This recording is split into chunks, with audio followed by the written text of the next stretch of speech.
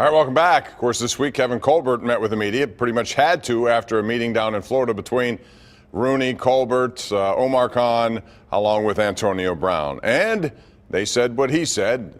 They're going to go their separate ways. But is it really that simple? Ron, when you look at this situation, the Steelers are going to want a lot, and they've stated that. They're not just going to give him away. But if they don't get what they want, should they just give him away? I don't think they have any choice. I don't see how you can bring the guy back under any circumstances. He said we're not going to trade him unless we get what we want. Well, they're going to find something palatable to get him. I guess he turned to get back. I guess he told NFL Network they've had 3 teams contact him. They expect more at the Combine in Indianapolis. I see 0 chance of him coming back next year.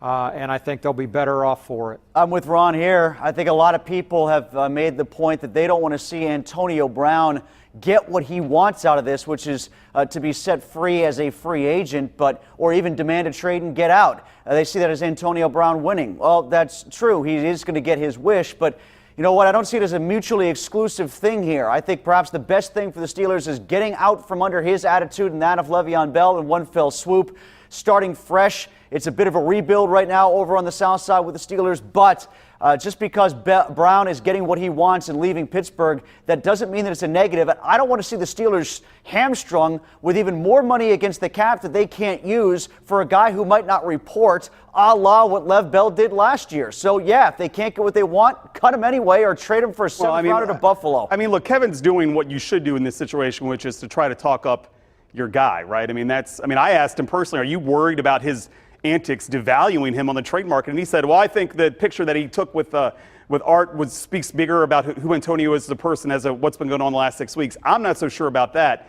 And it doesn't really matter. I mean, the ultimate arbiter is going to be what they trade him for. If they trade him for a 1st-round pick, Kevin Colbert's a genius. If they trade him for a 7th-round pick, they just wanted to get rid of the guy. And that's just sort of what's going to be the deciding factor here, not what Kevin says on February 26th. That picture with Rooney made me want to vomit when I saw it. I mean, I guess I understand Art had to do it. They try to, we're okay with Antonio. It just didn't work out here, but he's really not a bad guy. You'll love him in Buffalo or Houston or wherever.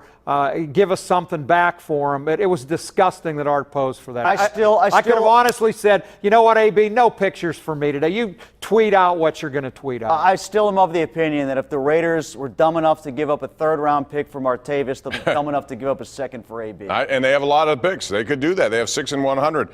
Is it possible, because some have suggested this, Will, that Antonio Brown was shrewd? He planned this all along. He engineered, strategically figured out. You're giving him way more credit than I know that. I don't think that at all. But I'm just asking you if you see, maybe Drew Rosenhaus said, okay. I mean, look, the fact that they got Art to go and meet him and go to AB, and I know Art was down there already in his Florida home spending some time there. But the fact that, as disrespectful, I know that if I was as disrespectful to my employer as AB has been to that organization the last 2 months, I would be gone. I'm pretty good at my job. I'd still be gone. The fact that Art met him sort of on AB's, quote, turf is staggering and speaks to the lengths that the Steelers are going to go to try to get this over with and as amicable as possible, because they want to make sure that they look good to team players that want to come to them down the road. So I can kind of understand it, but man, it also shows you people you're a want to bigger win. man than I could not have done that. He's not that smart, Bob. He is not that smart. I can't imagine business is still booming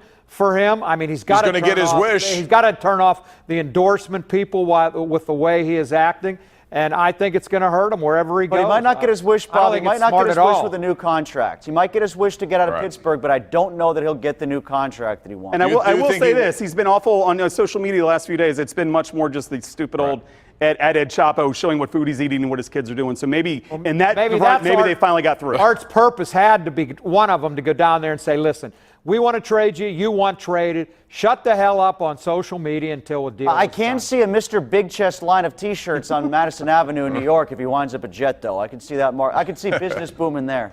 All right, now it's time, ladies and gentlemen, to go around the horn for this week's Smooth Moves, brought to you by Pittsburgh's largest supplier of the smoothest granite, marble, and quartz countertops you will find. That would be Armina Stone.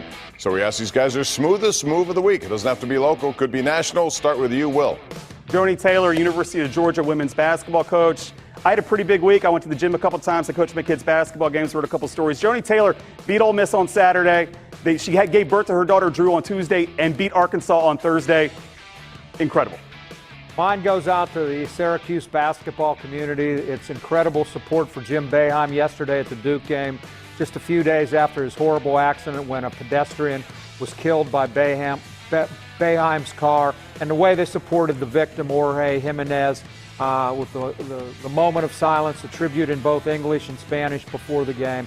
I thought it was absolutely uplifting and chilling at the same time. Congrats to the Syracuse people. As a Syracuse grad, Rod, I watched that very closely too. I read your column as well. I thought there was good work there by you on that front. I'll give one to R.J. Barrett as well for the way he played in Zion Williamson's absence. But my smooth move, the Duquesne Dukes men's basketball team, a 7th comeback win of double digits this season. 7 in one season as they went out on the road and beat George Mason.